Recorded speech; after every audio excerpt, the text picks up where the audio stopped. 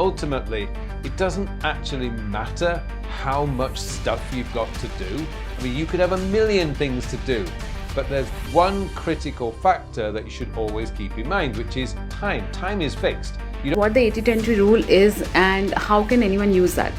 The principle of that is that 80% of your results will come from 20% of your efforts. Well, my morning routines are really quite simple. Make coffee, drink lemon water, do my stretches, write my journal, clear my email. Hi everyone, this is Shagun Agarwal, and in today's video episode we are going to talk about stress management, time management and productivity. And we have a very special guest on this show, none other than Carl Pullein, who has been rated as the world's top professional on time management in the year 2024. Hi Carl, thank you so much for joining on today's episode. I'm so grateful for your time and energy. Carl, first, many congratulations on a new book that is being launched on 15th June titled Your Time, Your Way. I'm sure the viewers and the readers are really excited. As soon as it hits the shelf, the readers would be love to reading your book. And so can you give us a gist of the book, a summary of the book? Yes, sure. The book is about time management, but it's time management for the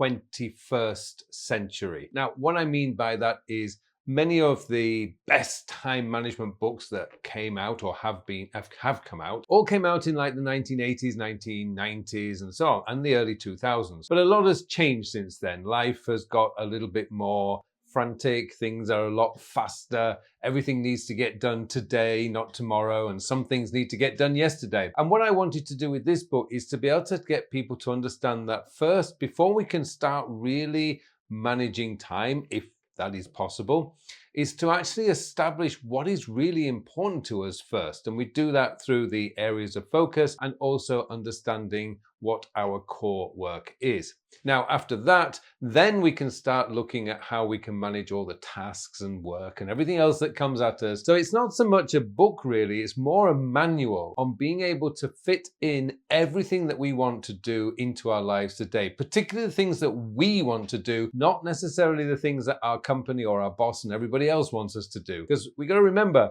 we are the most important things in our lives, and we need to make sure that we are balancing things that we want to do, our goals, our ambitions, our future today, so that we're not getting overwhelmed by stuff that won't matter in next week. So really, that's just the gist of what this book is all about. I went to a business conference last year and I was hearing an urban monk, and he said that if you take care of 8 p.m. to 8 a.m., then your 8 a.m. to 8 p.m. will take care of itself. And such a beautiful line, it struck the chord with me, and I took that line away from the conference room with me. I brought it home because I loved that line. So what is the importance of having a morning routine and a night routine so that your 8 a.m. to 8 p.m. is taken care of and you're focused and productive and happy throughout the day?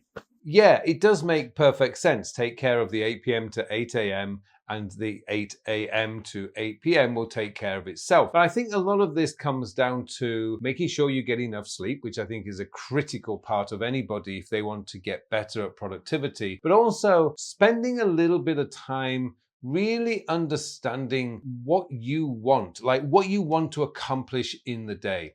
Now, I usually tell people to do the daily planning session. Now, this is usually best done at the end of the day, but for those people who like to wake up early, whether it's 5 a.m. or whatever, you can actually do this in the morning. But what you're essentially doing on a daily planning session is confirming that you are on track to your weekly planning session. So this all now starts to sound confusing. It's not really.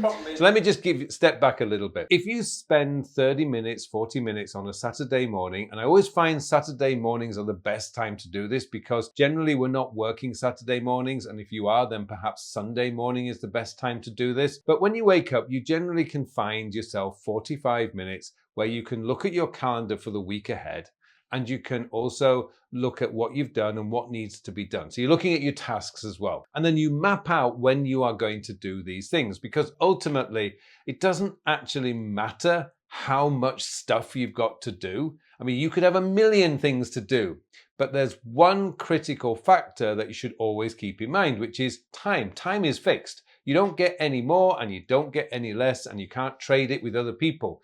You only get those 24 hours a day. And of course, you've got to get your sleep in there, your eating, your personal hygiene, your washing, and everything else that needs to be done. So what's matter is what's left, how much time is left. And that essentially means when you do the weekly planning, you're looking at that and you're saying, oh, I can do that project here. I can do that work here. Oh, I can get my exercise in on Monday, Tuesday, or Monday, Wednesday, and Friday. There's a lot of things that you can do that's going to help you to really get control of your week. And then the daily planning session is when you are just confirming that you are on track, that you haven't missed anything as you're going along. And that's really where I think that saying probably comes from, and how I probably use it without knowing it, which is I know that when I go to bed, I need to know what my 2 must-dos are tomorrow. Because what usually happens then, if it's a problem I'm trying to solve or something like that, what I can do is often that's sleeping through the night, and just when I wake up in the morning, I have a solution to that problem, or at least something I can try that's going to solve that problem. So true, Carl. Talking about morning routines, it is so important to have the morning for your own self, because as soon as 8:30 a.m., everyone starts popping in with notifications, their doorbells, people want your attention, you have to check your emails then. So I think that 4 to, even if it's not possible at 4 a.m., then 5 to 7 should be that time that should be separated out for your own self.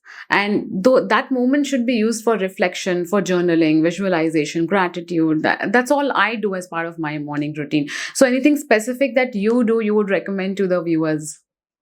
Well, my morning routines are really quite simple. What I do is I wake up in the morning, I go through into the office, because my office is in the same building as our home, and I put on the kettle. That's my trigger, if you like. If anyone's read James Clear's Atomic Habits, you're doing something that's called habit stacking. So basically, you're putting one habit on top of another, and so on. What you then need is a trigger. Now, for me, the trigger is putting the kettle on in the morning to make my coffee. Now, I use a Chemex coffee maker, so there is a little bit of a ritual around making that coffee in the morning.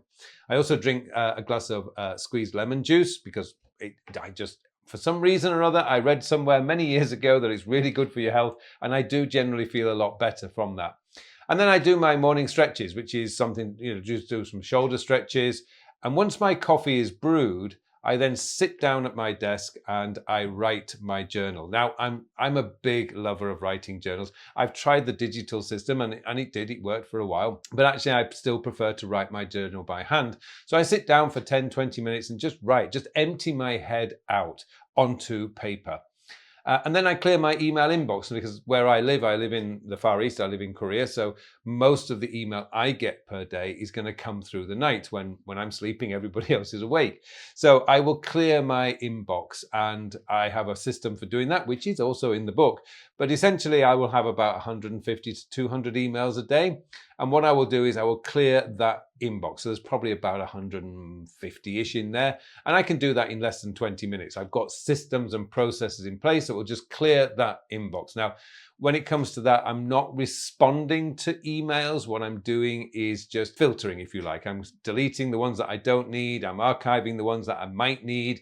And then I'm moving anything that I need to respond to into what I call an action this day folder. That's it. That's my morning routine. It's all done. So make coffee, drink lemon water, do my stretches, write my journal, clear my email. Bang, and then I'm straight into my day. So by doing that planning the night before, the daily, I call my daily planning, I know when I wake up in the morning what my number one task is going to be. And it's usually something that I'm going to focus on. I tend to block out 2 hours every morning between 9:30 and 11:30. And that is for me to do my focused work. I know many people, particularly when you work in an organization, it's very difficult to actually block time out. But I wouldn't be able to do what I do if I didn't do that. If I allowed all those interruptions to come in, there's no way I could produce, a blog post every week, 2 newsletters, a YouTube video, and a podcast. It just would not be possible if I didn't protect time to be able to do that content. Yeah, correct. I personally strongly believe in morning routines, Carl. And I believe that those are game changers. And if you do that consistently, if you see the compound effect of those, it not only helps you physically and mentally, but also in your business, also in your career. You will see your revenues going up. You will have clear mindset. You will have a clarity of thoughts as to where you want to see yourself in the next 5 years. And it automatically comes when you start following a very consistent morning routine. And those activities, you need to do it every single day. And that's why consistency matters when following a morning routine. So, Carl, I keep hearing from people that they're always overwhelmed with a never ending to do list. And not just in terms of work, everyone has to take care of their family, also hobbies, travel, health, and so much more. So, at the end of the day, they start feeling overwhelmed because of the number of things that they have to do. But what to do when you have so much on your plate? And those are the things that you cannot even outsource to anyone. You cannot outsource family time. You cannot outsource hobbies. You cannot outsource travel or going to the gym or even certain kind of work. And what do you do when you have a lot on your plate?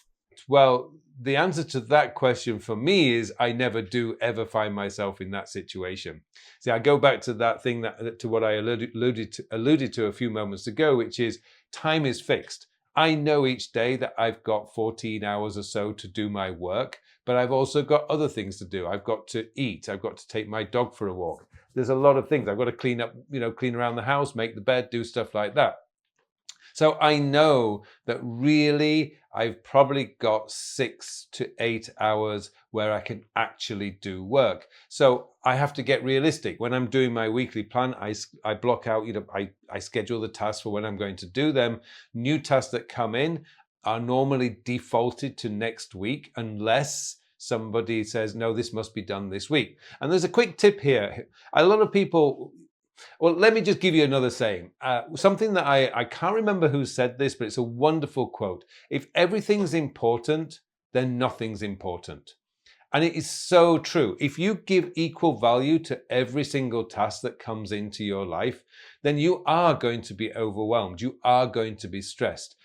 What we've got to do is we've got to step back first and decide, well, what kinds of work or tasks or things are important. Now, in my case, family is important. My health and fitness is important. My sleep is important. Now, this might go against that hustle culture that's out there, but the reality is, I owe it to my dog to take him for a walk. And one of the great things about taking my dog for a walk is I'm away from a screen. I'm not looking at a screen. So the great thing about that is I can use that for my thinking time, my mulling time. I always have my phone with me so I can quickly capture ideas onto my phone. And it also is a wonderful place just to step back and calm down when it's a really hectic day. But the other thing is like just getting realistic. Now, the thing about getting realistic is you have data. If you've been working for 1 week or more in your life, you have data. You can see where you are at your best when you're at your most focused. Like me, 9:30 to 11:30, I am focused. I get down to doing the stuff, doing the work. When I was writing this book, one of the critical things for me was I had to find the 90 minutes minimum a day for writing this book when I was writing the first draft. The only time I had was between 10:30 p.m. and midnight. So, okay, that's what I've got to do it. I've got to sit down and write. Now, some days I just was really tired and it was so hard. So I just tricked my brain and said, okay, let's just do 30 minutes writing. If I write 250 words, it's 250 words better than yesterday. So I'm moving it forward all the time. After 3 months of doing that 5 days a week, I had a book. It was finished. Well, at least the first draft was finished. So what it's about here is getting real about time, looking back at your data.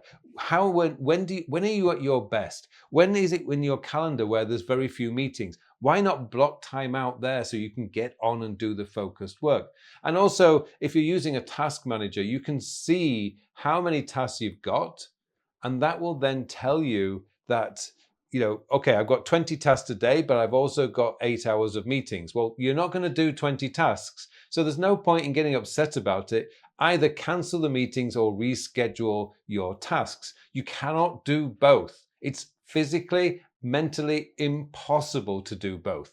So you've got to get real about what's going on here. You've got 20 things to do and you've got 6, 7, 8 hours of meetings. Something's got to go. And it's likely to be the tasks unless you can reschedule some of your meetings. I would never advise allowing your calendar to be full of 6 to 7 hours of meetings. But if you had no choice, then something's got to give, and it's going to have to be on the task side. So then you redistribute the tasks for the rest of the week.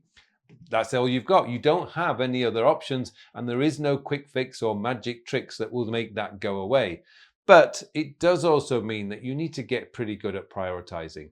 And prioritizing isn't really all that difficult. It's difficult if you're trying to do it in the moment. What you've got to do is step back and think, right, what are the important things in my work, what I call the core work? These will always be your priority. You know, if you're a salesperson, your core work is anything related to a sale. If you're a teacher, anything related to teaching is your core work. Admin is not core work. I remember in the days many years ago when I was a salesperson, the admin team were always asking, oh, can you do this? Can you do that? You know, when I was doing that, I was not selling, but my job was a salesperson. So I had to reprioritize, saying, no. I'm calling this client, I'm calling this customer, because that is more important than my admin team screaming at me, asking me for something.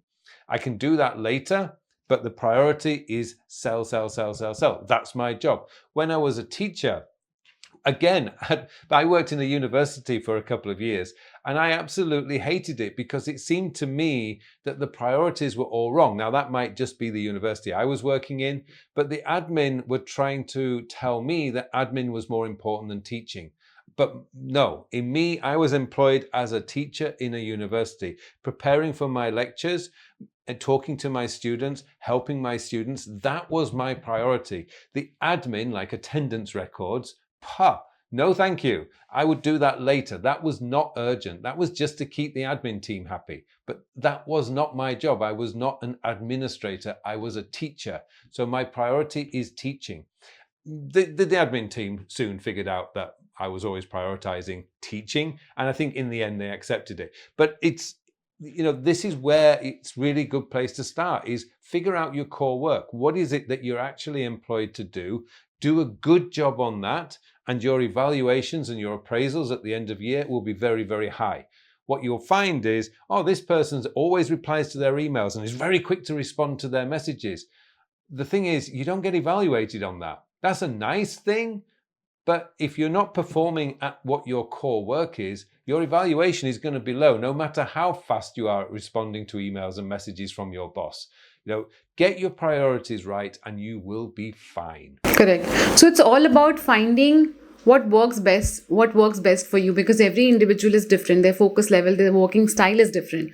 So what works for someone in the morning might not work for someone in the evening. That is why everyone needs to understand their sweet spots, when their focus levels is high, when the productivity goes up, when they are able to concentrate better, and then work according to that. Then set your priorities and see what are the high priority tasks, then medium priority tasks, and then the low priority tasks. And and scheduling blocks of time, like you said. So blocks of time means if you have a high priority task, you need to assign certain blocks of time when you're not doing anything else. You're just devoting time to that particular activity. So let me just give you a little bit more on time blocking.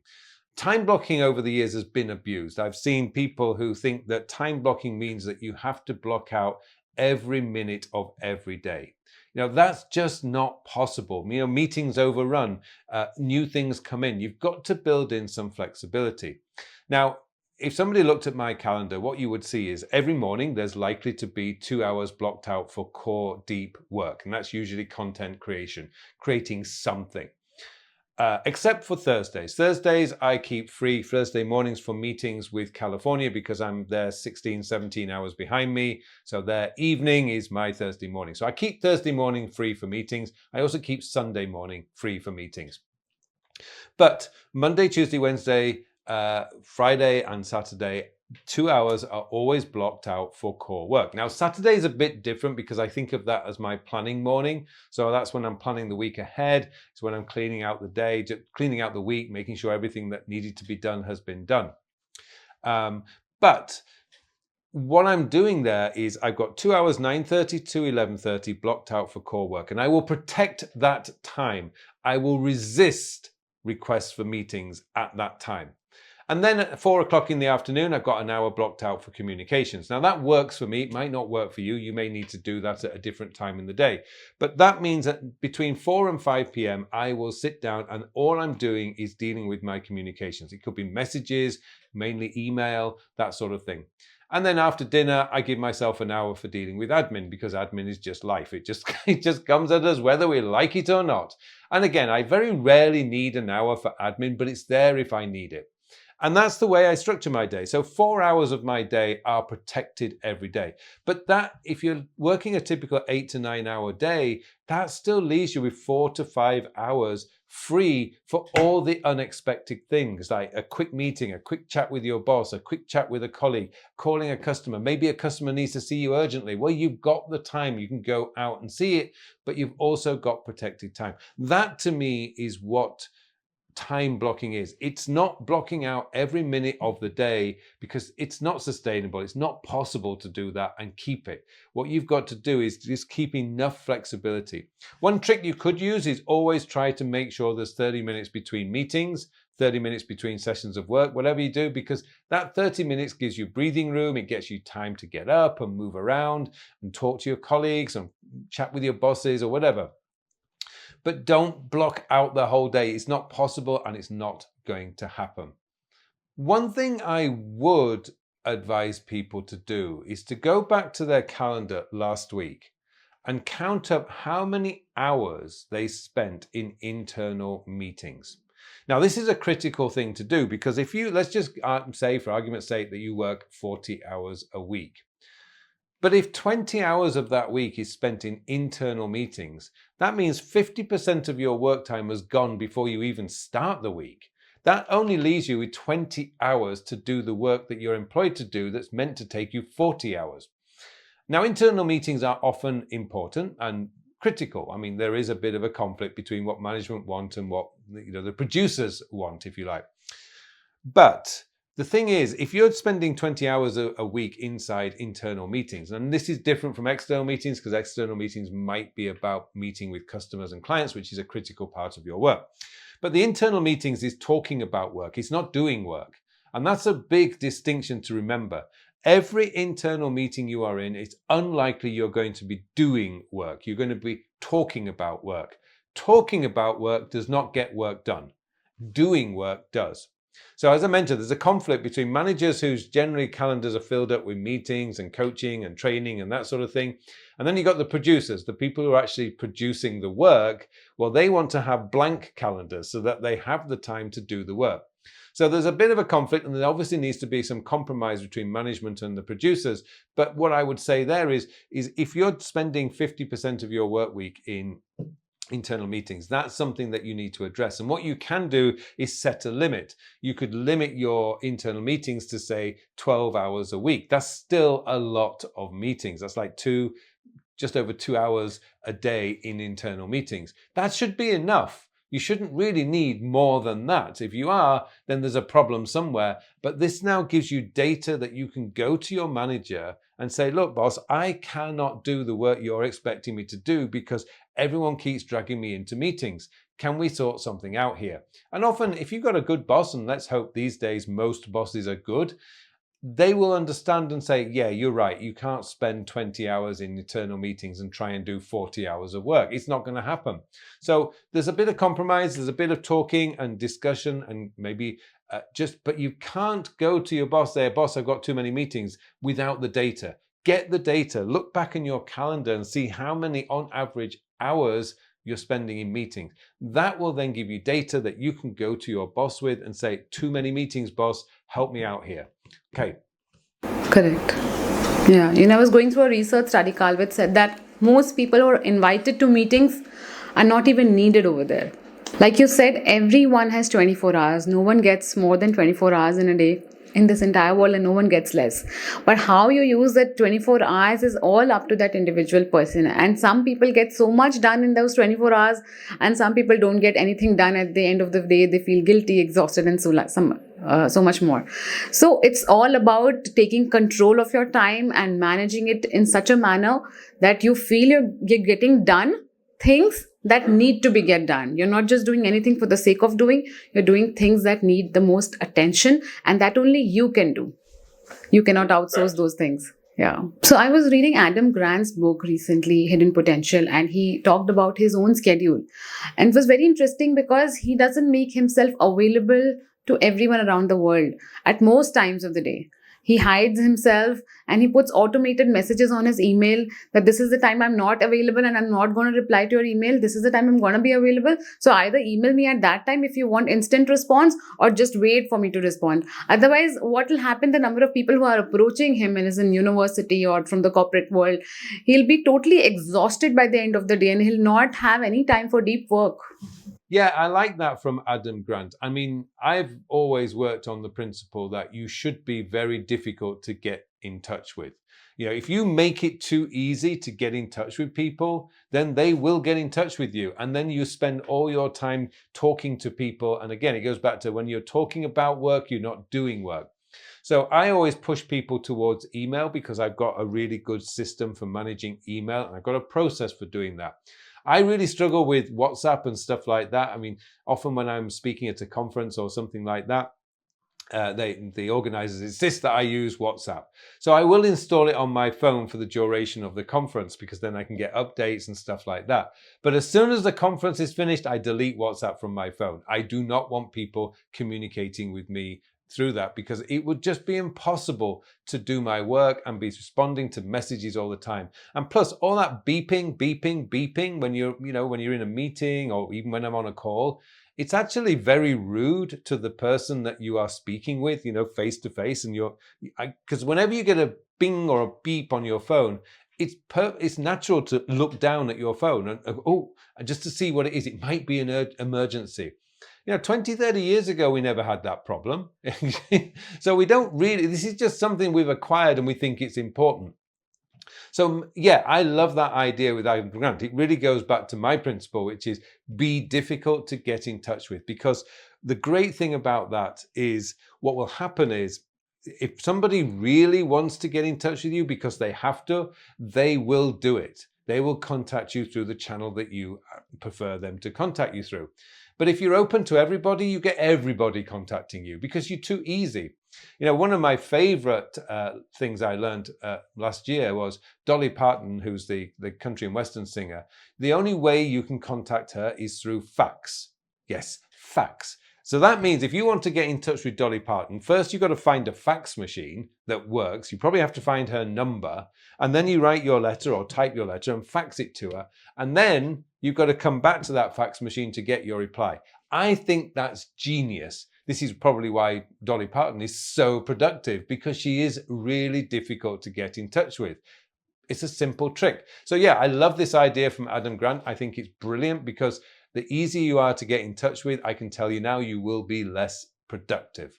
Correct. So Carl, as a productivity researcher myself, I have prepared a YouTube video on the 80-20 rule, and I myself vouch for this.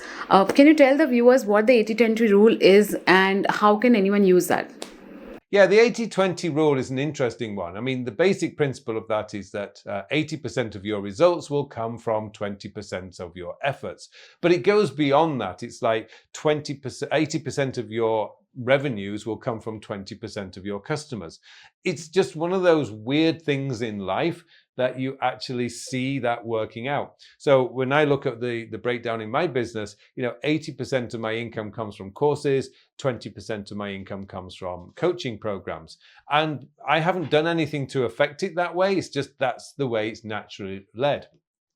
But it's a really good ratio to think of. It's like, well, what is the 20% of work that I can do that's going to give me 80% of my results? And again, that comes back to going back in time and looking at your data. You will see. So I know that 2 hours in the morning that I protect for focused work, that's my 20%, because that's giving me 80% of my output.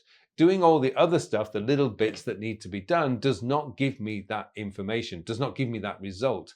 So yes, it's absolutely true. You do need to actually get into that situation where you have the data, you can see where 20% of your efforts are going to give you 80% of your results.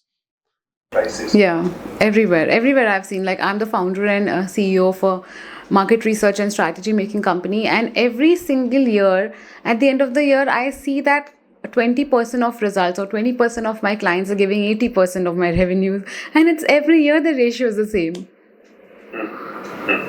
True. But I feel, Carl, that for 80-20 rule to be applicable or in one's life, one needs to have the self-awareness as to where they're putting their efforts onto the whole day, how they're using their 24 hours. If they don't have self-awareness of that, then how will they understand that where their efforts are going into? If they don't understand that 20% of efforts are giving 80% of the results, then how are they going to understand how to manage that 80-20 ratio? I think it's absolutely true. I mean, again, as I could go say, it's like looking back at your data, and it's part of my weekly planning session is I do have a quick look back at my calendar to see where I've gone. I generally don't look at all the tasks that I've done because a lot of them are just little bits that need to be done. But my calendar is the source of all the information that I need. I do tend to put all my events and things and times that I'm with people and doing things. So I will go back and I will do that. So yeah, being self-aware means that, you know, you're looking at back at your calendar, looking at where am I at my most focus. Now, this is a really good, important thing to look at is as a human being, we're not robots. So we have emotions, we have moods, we have levels of energy that goes up and down. So one of the things that you can do is you can actually look at and think, well, where am I at my best? Am I a morning person or am I a night owl? Now, personally, I'm a night owl. I love working late at night, 10:30 p.m. until 1:30 a.m. That is a golden time for me. And I know Tim Ferriss, the author, he's also does all his writing late at night. But then you've got people like Tim Cook, Apple CEO, who wake up at 3:30 in the morning and do his morning routines and gym and everything and likes to be in the office by 6 a.m. So we're all a little bit different. So this means that we've got to figure out when are we at our best and when are we not at our best. Now, when you're at your best, that's the time to block out and protect for focused work. When you're not at your best, when your energy levels are lower, that's the time to have meetings because that interaction with people will perk you up. It will wake you up a bit. So you can optimize your day. I hate that idea of optimizing my day because that's not really what life should be about. But if you need to, you can. So I generally push off meetings and calls with coaching clients to in the evening. Most of the week they're in the evening because I'm at my best, I'm thinking better, and that interaction is so valuable at that time. The afternoons, my levels are really low. And that's when I do my exercise and take my dog for a walk. I don't do or try and sit down and do focused work. It would be impossible for me to do that because it would be so slow and I'd be distracted. It's just not something I can do. Morning times and late at night, that's when I can do my focus. But that's what you need to do. You need to go back through your system and look and see when are you at your best and when are you not at your best. And if you don't have a good night's sleep and you're feeling a bit what I would suggest you do is back off some of that stuff and just say, okay, I'm going to take it easy today, get the essentials done, and then tomorrow I'll make sure I get a good night's sleep tonight, and tomorrow I can come back fighting. And I think self-awareness is very crucial. Carl, you've trained so many international level CEOs and executives for international level meetings where the stakes are very high. What are the essential elements of a compelling and effective presentation? Well, that's a really good question. I mean, actually, probably about 10 years ago, I actually published a book here in Korea on presentations. And I was recently going through my manuscript that I wrote because we translated it into Korean. So the actual book was not published in English. But I was going through my notes recently and I was thinking, wow, some of the principles that I applied in that book back then still apply today. But there is one area that's critical that's actually changed significantly. Now, the areas that are actually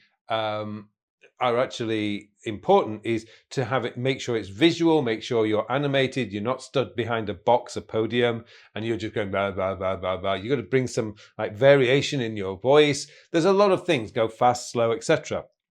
But the biggest change in recent years is the audience's attention span. You know, that mobile phone, that cell phone has caused presenters all around the world huge problems because I always used to, whenever I do a presentation, if I see an audience member start picking up their phones, I need to change up my presentation because it means I've lost the attention of my audience. As a presenter, your objective is to maintain the attention of your audience. So if you think you can do a 50-minute talk without something different, without video, without visuals, you're fooling yourself. It's not going to happen today. But I would say, look at the best. I mean, TED Talks. I remember TED Talks. Chris Anderson, who created the new TED, he analyzed everything and said the perfect length of a presentation is something like 16 minutes. That was 15 years ago. Today, I would say it's half that. You're looking at 8 to 10 minutes. And actually the YouTube, if you go on YouTube, they will say the best length of a video is about 8 to 10 minutes. So as an executive and you're preparing a presentation, forget the 1 hour presentation. That's not going to work. What you need to be doing is to be able to distill your message in as clear a language as you possibly can, not assuming that your audience is as intelligent as you are, but make sure that your simple language, focused messaging, and you can do it in 10 minutes. That would be a brilliant presentation. Or you could do what Gary Vaynerchuk does, which I think is just genius, is he does like a brief 3-minute introduction to tell everyone who he is, a bit of his history, and then he says, okay, questions. And it's a Q&A for a whole hour. That keeps the audience attention. That's a brilliant way of doing a presentation today. When you talk about attention, Carl, attention I think has become the newest currency, the most valuable currency. And everyone is craving for your attention, be it brands, be it your colleagues, be it your friends, family members, kids, everyone is craving for your attention today. And attention, with the reduction in attention span, it is becoming all the more important to focus on time management because your attention is limited and your time is also limited. So how you use it, that's where the game lies. Yeah, attention and time is a good point because, ultimately the one thing you always have control of is time because you get the 24 hours each day. All you have to do is decide what you're going to do with it.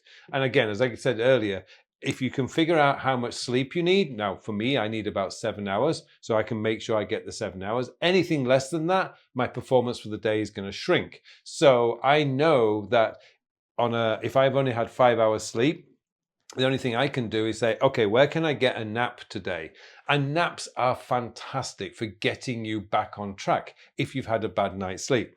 I know not everyone can do it, but it is certainly something that I would strongly recommend people look at is where can I get a nap? And just to give you an idea, here in South Korea, when I first came here, I know a lot of my students would, at lunchtime, they would go down into the parking lot, get into their car and take a 20, 30-minute nap in their car. So basically they were traveling around with a bed in their car, not literally, but getting that sleep is very important. So the attention and time is looking at what you've got. You've only got those 24 hours. Get your sleep, get a good diet. It really is go back to the basics.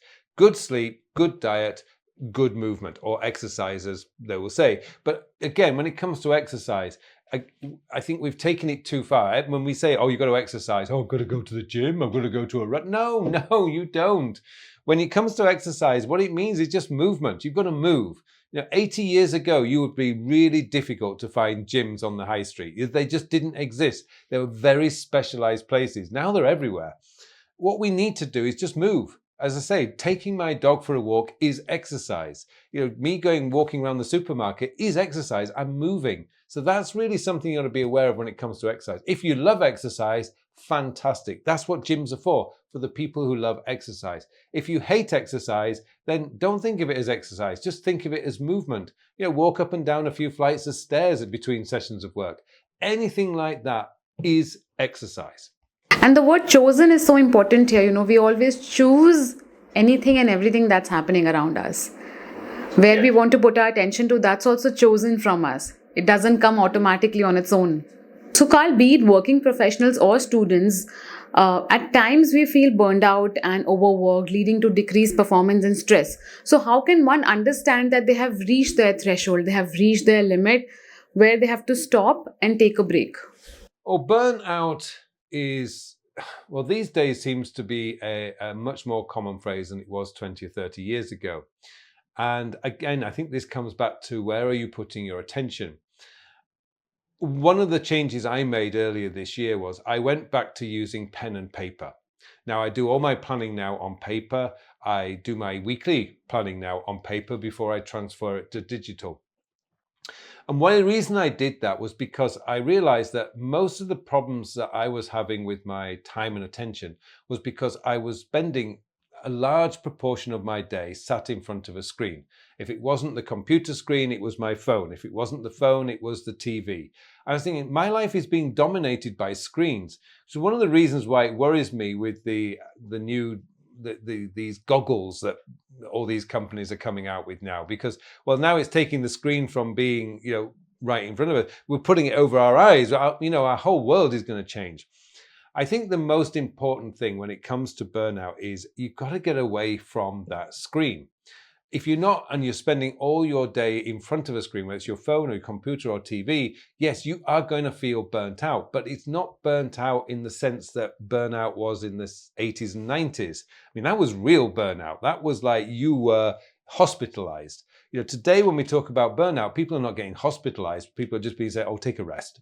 And so what I think what's happening here is we are just getting overwhelmed by looking at screens all day. It's not good for your eyesight. It's not really good for your posture because most of the time we bent over. So you got to get out. One of the best things you can do is get outside for an hour or so a day. I mean, obviously, if, like where we live now, we're coming into the summer, and I know in India it will get even hotter, but we'll have like 35 to 40 degrees and humidity coming in the next 3 or 4 weeks.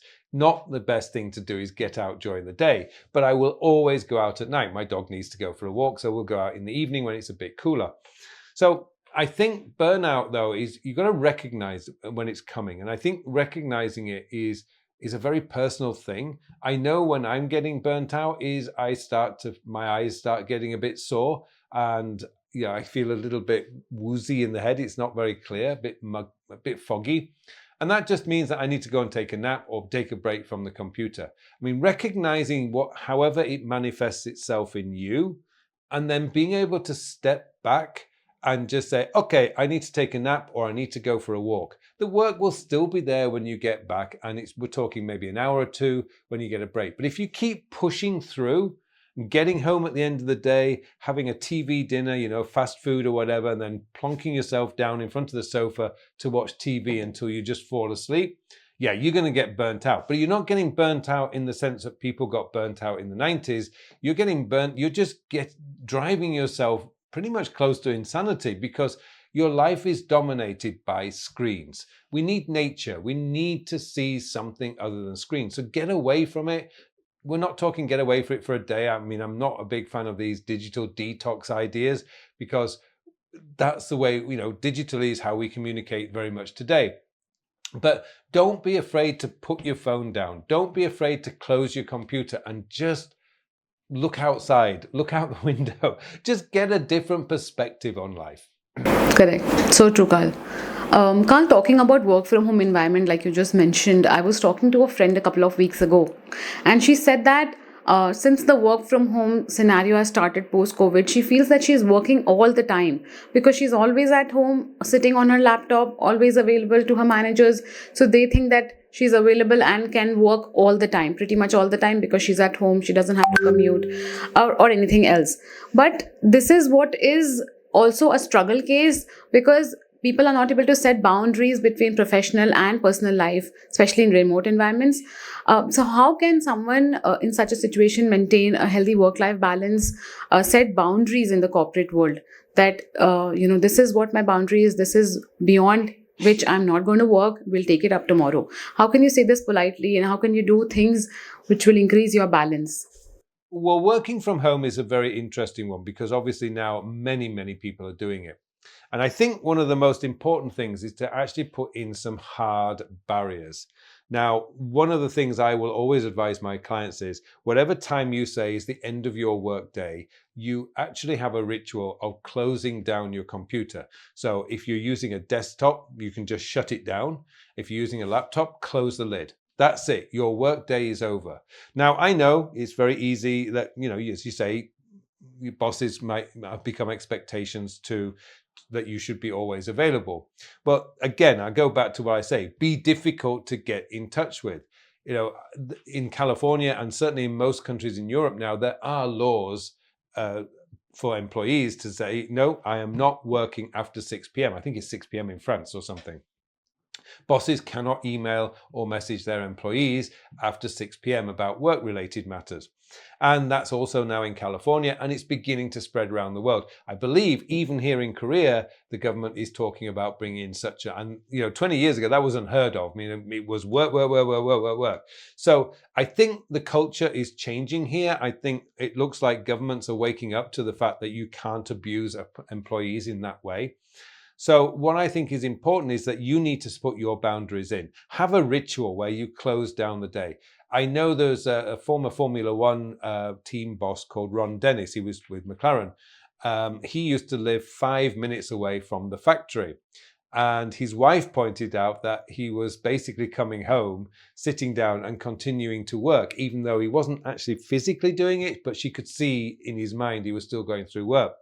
And he came up with what he calls his decompression ritual, which was when he got home, he would jump in the shower, change his clothes, and then the family time started. That was his way of saying, okay, work is now over. I'm doing my personal life. So I think we've got to put in those boundaries. We've got to have some kind of a trigger to say work is over and now I'm on my personal life. For me, I just close the lid on my laptop and say, that's it. I'm done for the day. It's time to stop. And I used to carry my phone with me and I'm just going, oh, is there any messages coming in? But now I've stopped doing that as well, because I know that, there's whatever comes in after like 10 or 11 p.m., I'm not going to deal with it because it sets a bad example anyway. But equally, it means that as soon as I respond at say 8, 9, 10 o'clock at night, I'm now telling that other person that I am available at that time. No, set the time, shut down, and that's it for the day.